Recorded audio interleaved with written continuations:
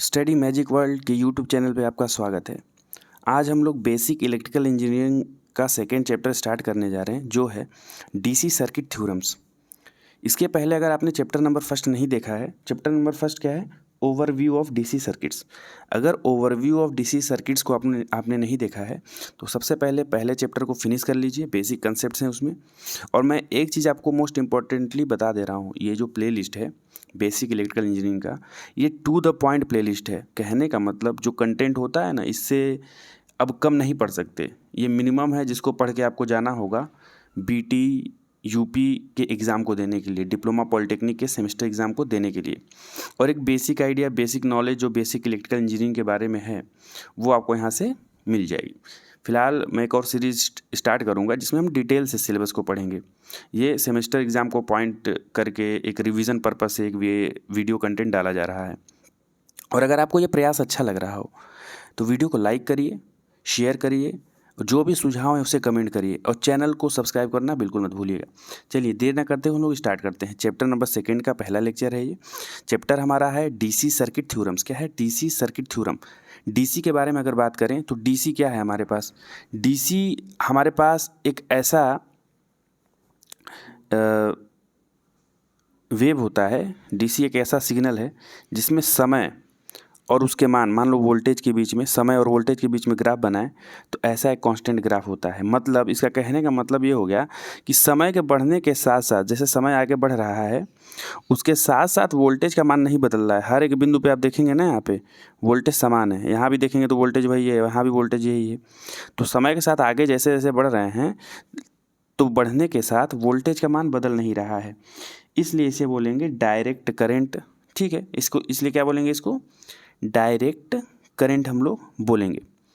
अब देखिए, अब हमारे पास सर्किट थ्योरम की बात है तो सर्किट का मतलब जो डिफरेंट कंपोनेंट्स होते हैं, जैसे रेजिस्टेंस, इंडक्टेंस, कैपेसिटेंस, तो इनका एक कॉम्बिनेशन होगा और इनके कॉम्बिनेशन से एक सर्किट बनता है। सर्किट कैसे बनता है? ध्यान दीजिए स्क्रीन पे। एक रेजिस्टेंस है, एक कैपेसिटेंस है, यहाँ पे एक और रेजिस्टेंस लगा दिया, यहाँ पे एक इंडक्टेंस लगा दिया, एक यहाँ से वोल्टेज सोर्स मैंने लगा दिया। मान लो ऐसे है डिफरेंट कंपोनेंट्स। कैपेसिटेंस को C से दिखाते हैं, रेजिस्टेंस को R से शो करते हैं और इंडक्टेंस को L से शो करते हैं। तो आपको जो स्क्रीन पे ये डायग्राम दिख रहा है ना कंपोनेंट्स का, इसे ही हम लोग बोलते हैं सर्किट। सर्किट का मतलब connection of different electrical components to perform a desired task. किसी कार्य को करने के लिए या किसी पर्पज से हम जब डिफरेंट कंपोनेंट्स को जोड़ देते हैं तो उसे सर्किट बोलते हैं। क्या बोलते हैं? सर्किट बोलते हैं। समझ में आ गया? तो ये सर्किट है।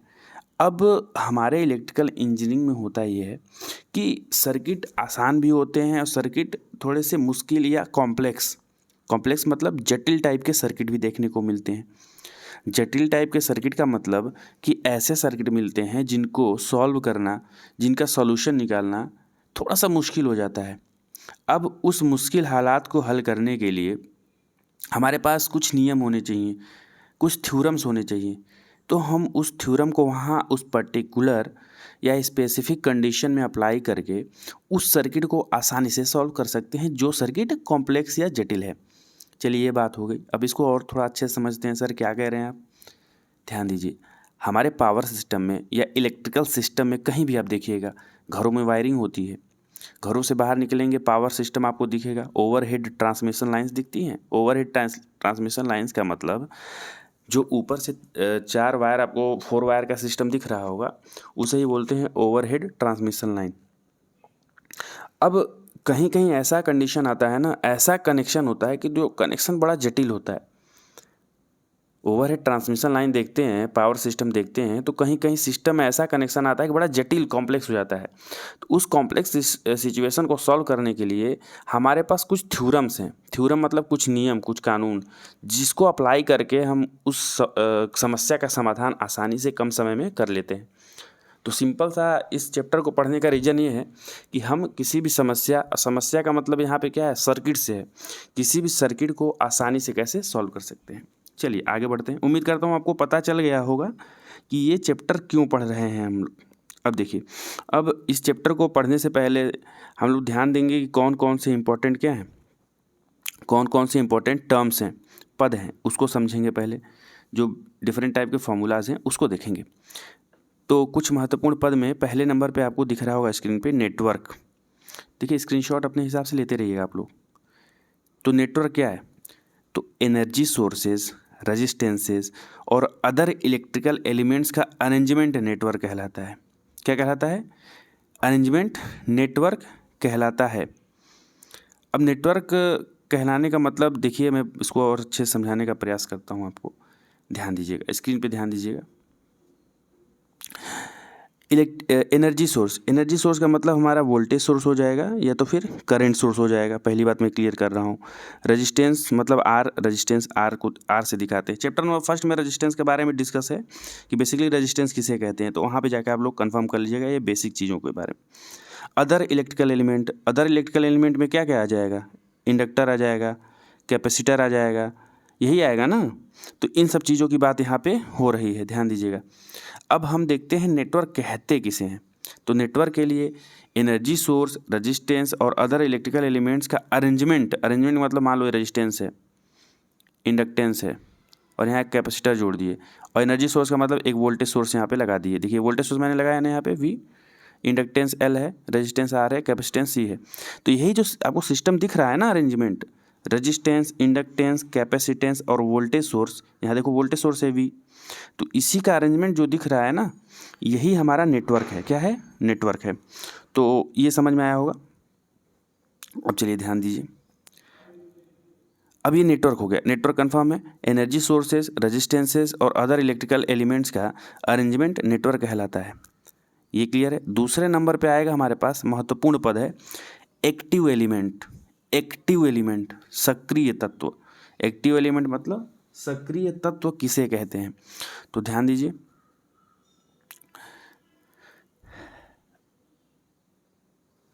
वह एलिमेंट जो सर्किट में इलेक्ट्रिकल एनर्जी सप्लाई करता है एक्टिव एलिमेंट कहलाता है। एग्जाम्पल के लिए बैटरी। तो हमारा कोई भी सर्किट हमारे पास रहता है तो सर्किट काम करता है। मान लो फैन है, फैन चल रहा है, बल्ब लाइट दे रहा है, तो बल्ब लाइट कहाँ से दे रहा है? कहीं से इलेक्ट्रिकल एनर्जी उसको सप्लाई की जा रही होगी ना, एनर्जी कहीं से दी जा रही होगी ना सर्किट में। तो जहाँ से जनरेट हो रहा है, तो जो जनरेट कर रहा है ना, जो भी सिस्टम जनरेट करता है इलेक्ट्रिकल एनर्जी को, पावर को, उसे हम लोग एक्टिव एलिमेंट कहते हैं। उदाहरण के लिए अगर हम टॉय वाली कार की बात करें जो रिमोट कंट्रोल से चलती है, तो रिमोट कंट्रोल से चलती है तो उसमें एक बैटरी लगा रहता है और उसके अंदर मोटर वोटर का सिस्टम लगा रहता है, सेंसर वेंसर लगे रहते हैं। तो जो बैटरी है ना, तो बैटरी उसको ऑपरेट करने के लिए एनर्जी दे रही है। बैटरी ना हो तो सारे कनेक्शंस के होने के बावजूद हमारा रिमोट कंट्रोल वाला कार ऑपरेट नहीं कर सकता। रिमोट कंट्रोल वाला कार ऑपरेट इसलिए कर रहा है क्योंकि उसमें बैटरी लगा है। बैटरी मतलब एक एनर्जी सोर्स है और वो बैटरी एनर्जी देगा सारे एलिमेंट्स को ताकि वो सही से काम कर पाएँ। तो हमारे सर्किट में या किसी नेटवर्क में वह पार्ट जो अन्य तत्वों को एनर्जी देता है अच्छे से काम करने के लिए, उसे एक्टिव एलिमेंट कहते हैं। देखो एक्टिव लिखा हुआ है ना, एक्टिव होगा, एनर्जी देगा। समझ में आ रहा है? एनर्जी देगा। टॉर्च का एग्जांपल लेते हैं। टॉर्च में जब बैटरी लगाएंगे तो ही हमको लाइट मिलेगी। उस बैटरी में संचित जो केमिकल एनर्जी है, उसी केमिकल एनर्जी को यूज़ करके बैटरी में उपस्थित जो बल्ब होता है छोटा सा, वो प्रकाश ऊर्जा को उत्सर्जित करेगा। तो जो बैटरी है उसे हम लोग एक्टिव एलिमेंट कह रहे हैं। उम्मीद करता हूँ आपको समझ में आ रहा होगा। चलिए आगे बढ़ते हैं। अब हमारे पास नेक्स्ट है पैसिव एलिमेंट। क्या है बेटा? पैसिव एलिमेंट वह इलेक्ट्रिकल एलिमेंट जो ऊर्जा को ग्रहण करता है और उसको ऊष्मा में कन्वर्ट करे या चुंबकीय या वैद्युत क्षेत्र में स्टोर कर ले, एकत्रित कर ले, उसे हम पैसिव एलिमेंट कहेंगे।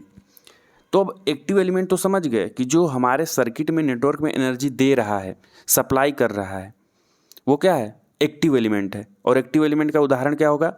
बैटरी, करेंट सोर्स या वोल्टेज सोर्स। बात समझ रहे हैं? वोल्टेज सोर्स हो, बैटरी हो, करेंट सोर्स हो, इन सारे चीज़ों को हम लोग एक्टिव एलिमेंट में रखते हैं। पैसिव एलिमेंट जो ऊर्जा दिया जा रहा है, जब दिया जाएगा सर्किट में तो उस ऊर्जा को खपत भी तो की जाएगी, अभी मैंने बताया इस बात को। तो ऊर्जा दिया जा रहा है वो एक्टिव हो गया, और उस ऊर्जा को जो एलिमेंट, जो तत्व खपत कर रहे हैं, खर्च कर रहे हैं या इस्तेमाल में ला रहे हैं, उसे हम लोग पैसिव एलिमेंट कहते हैं। क्या कहते हैं? पैसिव। तो एक्टिव और पैसिव में यही केवल अंतर है। जो एक्टिव एलिमेंट होगा हमारे सर्किट में, वो विद्युत ऊर्जा को क्या करता है? देता है, ताकि कोई कार्य हो सके। और पैसिव एलिमेंट ऊर्जा को जो दे रहा है ना, एक्टिव एलिमेंट, उसको ग्रहण करके कार्य करता है। उदाहरण के लिए मैं अभी आपको दिखाता हूँ। यहाँ अगर सर्किट में हम एक छोटा सा, मैं एक नेटवर्क बना रहा हूँ, सर्किट बना रहा हूँ। इसमें एक बैटरी है, एसी सोर्स है, ये एसी सोर्स है, मतलब अल्टरनेटिंग करंट क्वांटिटी है। ये रेजिस्टेंस और ये कैपेसिटेंस है। अब जो एसी सोर्स है, ये मान लो एसी सोर्स, ये वोल्टेज सोर्स है, मान लो क्या है? वोल्टेज सोर्स है। तो ये एनर्जी देगा। ये एनर्जी किसको देगा? रेजिस्टेंस को देगा और कैपेसिटेंस को देगा। तो रेजिस्टेंस को जब देगा एनर्जी, ये यानी करंट के रूप में एनर्जी दे रहा है, इसमें करंट फ्लो हो रहा है। तो रेजिस्टेंस में जब करंट जाएगा तो रेजिस्टेंस में करंट का प्रभाव ऊष्मीय प्रभाव होता है। ध्यान रखिएगा, रेजिस्टेंस में करंट का प्रभाव ऊष्मीय प्रभाव होता है। अब वही करंट इस सर्किट से आगे यहाँ बढ़ेगा, इस कैपेसिटर में जाएगा। तो इस कैपेसिटर में जब जाएगा तो उस करंट में जो एनर्जी है उसको स्टोर कर लेगा। ऊष्मीय प्रभाव में नहीं बदलता है कैपेसिटर। अपने अंदर आने वाली ऊर्जा को कैपेसिटर संचित करता है। और किस रूप में संचित करेगा? किस रूप में? इलेक्ट्रोस्टैटिक एनर्जी के रूप में। किस रूप में? इलेक्ट्रोस्टैटिक। अब इलेक्ट्रोस्टैटिक भी ना समझ में आ रहा हो तो चार्ज के रूप में, आवेश के रूप में अपने प्लेटों में एनर्जी को स्टोर कर लेता है हमारा कैपेसिटर। तो अभी डेफिनेशन हमने क्या पढ़ा? थोड़ा डेफिनेशन पे फिर से आते हैं, बार बार पढ़ेंगे समझ में आ जाएगा। वह इलेक्ट्रिकल एलिमेंट जो ऊर्जा को ग्रहण करता है और उसको ऊष्मा में कन्वर्ट करे या चुंबकीय या वैद्युत क्षेत्र के रूप में स्टोर करे, उसे क्या बोलेंगे? Passive element. जैसे रेजिस्टेंस, इंडक्टर और कैपेसिटर है। उम्मीद करता हूँ कन्फर्म हुआ होगा। एनर्जी देने वाला वोल्टेज सोर्स है, करंट सोर्स है, बैटरी है, तो एक्टिव एलिमेंट। पैसिव एलिमेंट में आएगा resistance, capacitance, inductance. Resistance energy जो लेता है उसको हीट में कन्वर्ट करता है। इंडक्टेंस जो एनर्जी लेता है और कैपेसिटेंस जो एनर्जी लेता है, तो इंडक्टेंस और कैपेसिटेंस दोनों एनर्जी लेने के बाद ऊष्मा में नहीं बदलते हैं, उसको स्टोर करते हैं। रेजिस्टेंस एनर्जी को स्टोर नहीं करता है, जबकि इंडक्टेंस और कैपेसिटेंस एनर्जी को स्टोर करते हैं। इंडक्टेंस एनर्जी को स्टोर करेगा तो चुंबकीय क्षेत्र के रूप में स्टोर करेगा। किस क्षेत्र में? चुंबकीय क्षेत्र के रूप में। और कैपेसिटर जब एनर्जी को स्टोर करता है तो वैद्युत क्षेत्र के रूप में स्टोर करता है। या वैद्युत क्षेत्र को दूसरे शब्द में समझिए तो चार्ज के रूप में, आवेश के रूप में एनर्जी को स्टोर करेगा हमारा कैपेसिटर। अब नेक्स्ट पॉइंट पे हम लोग आते हैं, नोड। नोड क्या है? हम लोग देखते हैं कि नोड क्या है। तो समविभव पृष्ठ जहाँ दो या दो से अधिक सर्किट एलिमेंट जुड़े हों, नोड कहलाते हैं। दो या दो से अधिक सर्किट एलिमेंट, क्या बात हो रही है? दो या दो से अधिक सर्किट एलिमेंट की बात हो रही है। तो ध्यान दीजिए, एलिमेंट एक रेजिस्टेंस हो गया, यहाँ एक कैपेसिटेंस हो गया, ठीक है, और हमारा सिंपल सा सर्किट एक है। तो यहाँ नोड की अगर बात करूँ तो एक एलिमेंट हमारा रेजिस्टेंस हो गया, एक एलिमेंट कैपेसिटेंस हो गया। अब इस बिंदु पे जुड़ा हुआ है तो हम बोलेंगे भैया ये नोड है। क्या है? नोड। क्योंकि जिस बिंदु पे दो सर्किट एलिमेंट कम से कम दो होने चाहिए, और दो से अधिक होंगे तो भी नोड होगा, लेकिन कम से कम दो सर्किट एलिमेंट किसी बिंदु पे सर्किट में जुड़े होने चाहिए, तो उसे हम लोग बोलते हैं क्या? नोड। क्या बोलते हैं? नोड बोलते हैं। समझ में आया? नोड समझ में आया? कम से कम दो सर्किट एलिमेंट जुड़े होने चाहिए। अब एक और सर्किट में लेता हूँ, एक ये सर्किट, ऐसे मैं थोड़ा सा समझाने का प्रयास करूँगा इसको, ताकि अच्छे से आपको कंसेप्ट समझ में आ जाए। डिफरेंट सर्किट से हम लोग समझेंगे इसको। ये सर्किट हमारे पास सामने है। अब नोड की बात होगी तो एक एलिमेंट ये बैटरी है, एक एलिमेंट हमारा ये रेजिस्टेंस है, इस बिंदु पे जुड़ा है, तो एक नोड है ये। कम से कम दो होने चाहिए ना, तो कम से कम एक एलिमेंट ये हुआ, एक ये हुआ, तो कम से कम दो यहाँ जुड़े हुए हैं, इसे नोड कहेंगे। इस बिंदु की बात करिए तो इस बिंदु पे ये रेजिस्टेंस जुड़ा हुआ है, ये रेजिस्टेंस जुड़ा हुआ है, और ये कैपेसिटेंस भी जुड़ा हुआ है, तो कम से कम दो होने चाहिए, यहाँ तो तीन है, तो ये नोड ऑलरेडी है। इस बिंदु को देखिए, एक रेजिस्टेंस ये हो गया, एक कैपेसिटेंस ये हो गया। इस बिंदु पे ये रेजिस्टेंस और ये कैपेसिटेंस जुड़े हैं, कम से कम 2 एलिमेंट जुड़े हैं, तो ये नोड हो गया। समझ में आ गया? इस बिंदु को देखिए, क्या ये नोड है? हाँ, बैटरी यहाँ से जुड़ा है, यहाँ से रेजिस्टेंस जुड़ा है, यहाँ से भी रेजिस्टेंस जुड़ा है, तो ये नोड है। तो नोड का कंसेप्ट बेटा हुआ हमारे पास क्या, ध्यान से सुनिएगा। नोड का कंसेप्ट हुआ जहाँ 2 या 2 से अधिक सर्किट एलिमेंट जुड़े हों। अब एक चीज़ आप थोड़े आपके दिमाग में थोड़ी आ रही होगी, सर समविभव पृष्ठ आपने कह दिया है, इसको नहीं समझा आपने। समविभव पृष्ठ में बता देता हूँ आपको। तो समविभव पृष्ठ एक ऐसा पृष्ठ होता है जहाँ पे हर बिंदु पे जो वोल्टेज है वो सेम हो, वी वी वी वी वी वी वी इंटर में पढ़ा होगा आपने। समविभव पृष्ठ पे जो विभव का मान होता है, इलेक्ट्रिक पोटेंशियल का मान होता है, वो हर एक बिंदु पे बराबर होता है। और जब दो वायर जो दो एलिमेंट जुड़ेंगे, तो जुड़ने का मतलब यही होता है कि दोनों का विभव समान हो जाएगा यहाँ पे, इसलिए इसको बोल रहे हैं समविभव पृष्ठ। ठीक है, उम्मीद करता हूँ समझ में आ रहा होगा। अब नेक्स्ट हम लोग देखते हैं, इसको समझते हैं। नेक्स्ट है जंक्शन। जंक्शन क्या है? A junction is that point in a network where 3 और more than 3 elements are joint. अब देखो, नोड की बात आई तो कम से कम जो है 2 होने चाहिए, 2 से अधिक होंगे तो नोड होगा ही होगा। जंक्शन की बात आ गई तो देखो बात हो रही है 3 एलिमेंट की। किसकी बात हो रही है? 3 एलिमेंट की अब बात हो गई। अब इसको समझेंगे, थोड़ा मोड़ा डिफरेंस हमारे नोड और जंक्शन में है। तो क्या है, इसको नोड बोलेंगे कि जंक्शन बोलेंगे? तो बोलोगे सर कम से कम यहाँ पे 2 एलिमेंट जुड़े हैं तो नोड है। लेकिन जंक्शन के डेफिनेशन में क्या था सर? तो जंक्शन में 3 या 3 से अधिक होने चाहिए थे एलिमेंट, लेकिन यहाँ तो 2 ही एलिमेंट है, तो ये केवल नोड है। This point is node not a junction. ये जंक्शन क्यों नहीं है? क्योंकि केवल 2 एलिमेंट जुड़े हैं। जंक्शन तब इसको कहते हैं जब 3 एलिमेंट जुड़े होते। अब इस बिंदु की बात करिए, ये जो बिंदु है यहाँ पे, तो यहाँ पे ये भी जुड़ा है कैपेसिटर, रजिस्टर और ये रजिस्टर। तो क्या 2 से अधिक जुड़े हैं? हाँ सर 3 जुड़े हैं। जब 2 से अधिक जुड़े हैं तो भैया नोड तो हो ही गया। नोड की परिभाषा 2 या 2 से अधिक एलिमेंट जुड़ेंगे जहाँ पे नोड हो गया। क्या ये जंक्शन है कि नहीं है? तो जंक्शन की परिभाषा 3 या 3 से अधिक है, तो 3 है ना कम से कम, तो ये नोड भी है। ये पॉइंट जो ए है, ये ए बिंदु नोड भी है और जंक्शन भी है। क्या है? नोड भी है और जंक्शन भी है। ये समझने वाली बात है, नोड है और जंक्शन भी है। तो समझ में आया? लिखते चलिएगा, साथ ही साथ कंसेप्ट आप लिखते चलिएगा, आवश्यक है। अब हम बात करते हैं ब्रांच की। किसकी बात करते हैं? ब्रांच की। ब्रांच क्या है? तो नेटवर्क का वह भाग जो 2 या 2 से अधिक जंक्शन के बीच स्थित हो, उसे ब्रांच कहते हैं। अब देखिए, फिर से एग्जांपल एक लूँगा मैं आपको समझाने के लिए, क्योंकि सर्किट से ही समझ पाएंगे। ये हमारे पास एक और सर्किट ऐसे ले लेते हैं, रेजिस्टेंस ही जोड़ लेते हैं। यहाँ पे एक बैटरी जोड़ देते हैं। तो नेटवर्क का वह भाग जो 2 या 2 से अधिक जंक्शन के बीच, अब जंक्शन का मतलब 3 या 3 से अधिक एलिमेंट होने चाहिए। तो ये 3, देखो यहाँ पे 3 एलिमेंट हैं, एक रेजिस्टेंस, एक रेजिस्टेंस, एक रेजिस्टेंस। इस बिंदु पे देखो एक रेजिस्टेंस, एक रेजिस्टेंस, एक रेजिस्टेंस। तो यहाँ भी 3 एलिमेंट जुड़े हैं, यहाँ भी 3 एलिमेंट जुड़े हैं। तो बीच वाला ये भाग जो होगा वो क्या होगा? ब्रांच है। क्या है बेटा? ब्रांच। तो जब 2 जंक्शन के बीच में जो भी एलिमेंट स्थित हो उसे ब्रांच बोलेंगे। क्या बोलेंगे? ब्रांच बोलेंगे। बस ये समझने की बात है, नोड की बात नहीं हो रही है यहाँ पे, ब्रांच। और यहाँ जंक्शन की बात हो रही है, 2 जंक्शन के बीच।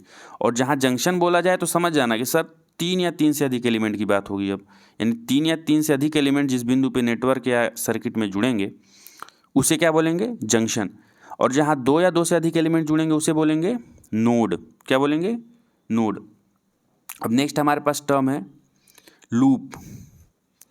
तो any closed path of a network is known as loop. तो लूप किसे कहते हैं? बहुत महत्वपूर्ण पद है। फिर एक डायग्राम से, एक एग्जांपल से हम लोग समझेंगे कि लूप क्या है। फिर से एक सिंपल सा मैं डायग्राम बनाता हूँ, बहुत सिंपल सा है, समझने के लिए केवल समझिएगा। ऐसे सिंपल सा एक मैं स्ट्रक्चर बना देता हूँ। बैटरी यहाँ जोड़ देता हूँ। ये देख रहे हैं, मान लीजिए आर है, ये भी आर है, ये भी आर है, ये भी आर है और ये भी आर है। एनी क्लोज्ड पाथ, कोई भी क्लोज्ड पाथ हो, तो देखिए यहाँ से ये क्लोज पाथ दिख रहा है, यहाँ से बैटरी स्टार्ट हुआ, रेजिस्टेंस आया, इधर एक क्लोज पाथ है सर्किट के अंदर, तो ये भी एक लूप है। ये वाला देखिए क्लोज यहाँ पे बीच में दिख रहा है, ये क्लोज, ये रेजिस्टेंस यहाँ, रेजिस्टेंस यहाँ, रेजिस्टेंस ये जुड़ा ही हुआ है, तो ये क्लोज पाथ हो गया, ये भी एक क्लोज पाथ हो गया, तो लूप हो गया। तो किसी भी सर्किट में जो क्लोज पाथ होता है उसे हम लोग लूप कहते हैं। क्या बोलते हैं? लूप कहते हैं। समझ में आया? उसे हम लूप कहते हैं। अब लूप जब कहते हैं तो थोड़ा सा इसको मैं और अच्छे से समझाने का प्रयास करूंगा, क्योंकि लूप है और मेश है, तो लूप मेश में थोड़ा सा कन्फ्यूजन होता है। तो उस कन्फ्यूज़न को मैं चाहता हूँ कि अभी मैं क्लियर कर दूँ। थोड़ा टाइम लूँगा लेकिन क्लियर करूँगा आपका। एक सर्किट फिर से बनाता हूँ, लूप और मेश। तो डिफरेंस से समझेंगे तो क्लियर हो जाएगा। बहुत छोटी चीज़ है, लेकिन अभी नहीं क्लियर चीज़ें होंगी तो रट के फिर कब तक काम चलेगा बताइए। तो अभी चीज़ें क्लियर होनी चाहिए मेरे हिसाब से। ध्यान दीजिए, थोड़ा सा लगेगा लेकिन समझ लीजिए। ये हमारे पास एक बेसिक सर्किट है जिसमें रेजिस्टेंस जुड़े हुए हैं, बैटरीज हैं। अब हम बात करते हैं लूप और मेश की। लूप का मतलब any closed path of a network. तो क्लोज पाथ एक ये है, क्लोज पाथ एक ये है, क्लोज पाथ एक ये है। ये क्या हो गया? लूप है। और एक और क्लोज पाथ दिख रहा है ना, एक बड़ा सा, जो ऊपर से पूरा ये फुल ले लेंगे ना यहाँ से, ये भी एक क्लोज पाथ है, क्योंकि देखो रेजिस्टेंस ये आर जुड़ा हुआ है यहाँ पे, ये भी आर है, ठीक है। तो ये भी क्लोज पाथ की कैटेगरी में ही आता है। किस में आता है? क्लोज पाथ की कैटेगरी में ही आता है। अब हम देखते हैं, ये लूप हो गया। लूप का मतलब एनी क्लोज्ड पाथ। हमारे सर्किट में कोई भी क्लोज पाथ देखोगे, कहीं से भी देख लोगे, मैंने आपको 3 दिखाया, पहला क्लोज पाथ, दूसरा, ये तीसरा, और एक बड़ा वाला मैंने दिखाया ऊपर से, ये पूरा ऐसे यहाँ से लेके यहाँ तक देखा, तो ये चौथा हो गया क्लोज पाथ। तो चारों लूप हैं। अब मेश की बात अगर करें, किसकी बात कर रहे हैं? मेश की। अगर हम मेश की बात करेंगे तो मेश क्या होगा? तो सबसे छोटा वाला लूप होगा ना किस सर्किट में, उसे क्या बोलेंगे? मेश बोलेंगे, जिसको और हम डिवाइड ना कर पाएँ लूप में। तो अब क्या बोल रहा है? जैसे फिर से एक छोटा सा सर्किट बनाता हूँ, ये छोटा सर्किट बनाइए, इसको देखिए। इसमें अब इसमें क्या है ना कि ये लूप है, ये भी लूप है, और एक बड़ा वाला यहाँ से लेंगे तो ये भी लूप है। तो देखिए, मैं लूप नंबर फर्स्ट की बात कर रहा हूँ। तो फर्स्ट वाला जो लूप है, क्या इसको और छोटे पार्ट में डिवाइड कर पाओगे? तो कहाँ कर पाओगे? तो सबसे छोटा है। अब जो बड़ा वाला ये लूप है ना, जो बड़ा वाला लूप, अगर इस बड़े वाले लूप को देखें तो इस बड़े वाले लूप के अंदर ही ये लूप नंबर फर्स्ट और लूप नंबर सेकंड है ना। ध्यान दीजिएगा, जो बड़ा वाला ये लूप आ रहा है ना, तो इसी के अंदर पहला नंबर का लूप और दूसरा नंबर का लूप मिलके तीसरे नंबर का बड़ा वाला लूप बना रहा है। लेकिन पहले वाले लूप को अगर लें तो इसके अंदर तो कोई लूप नहीं है ना। अब ये सबसे छोटा है, इसके अंदर कोई नहीं है। तो जो सबसे छोटा वाला लूप होता है, उसी छोटे वाले लूप को हम लोग बोलते हैं मेश। क्या बोलते हैं? मेश। लूप किसे कहते हैं? फिर से सुन लो, किसी भी सर्किट में जो क्लोज पाथ होगा उस क्लोज पाथ को हम लूप बोलेंगे, और किसी सर्किट में जो सबसे छोटा वाला क्लोज पाथ होगा, लूप होगा, जिसको और हम लूप में ना डिवाइड कर पाएँ, उसे मेश बोलेंगे। क्या बोलेंगे? मेश बोलेंगे। उम्मीद करता हूँ ये क्लियर हुआ होगा कंसेप्ट आपको। अगर क्लियर हुआ है तो ये बेसिक था। आज पहले लेक्चर में बेसिक हमने देख लिया, जो इंपॉर्टेंट टर्म्स थे ये क्लियर कर लीजिएगा। इसको एक बार रिवाइज करिएगा अच्छे से, एक दो बार वीडियो देखिए ये। फिर इसके बाद नेक्स्ट लेक्चर में हम लोग आगे बढ़ेंगे, जो थ्योरम है उसको पढ़ेंगे, क्या थ्योरम कहता है, क्या रूल्स हैं, क्या रेगुलेशंस हैं, उसको पढ़ेंगे। उम्मीद करता हूँ कि ये कंटेंट आपको अच्छा लगा होगा, कुछ समझ पाए होंगे आसान शब्दों में, बिल्कुल सिंपल वे में। तो ज़रूर चैनल को सब्सक्राइब करिएगा, जो सुझाव है कमेंट करिए, वीडियो को लाइक करिए और ज़्यादा से ज़्यादा शेयर करिए। शेयर करेंगे तो थोड़ा मोटिवेशन मिलता है। जब कोई इंसान कोई अच्छा कार्य करे, उसमें थोड़ा मोटिवेशन मिले, तो और कार्य करने का मतलब होता है। तो ठीक है, धन्यवाद।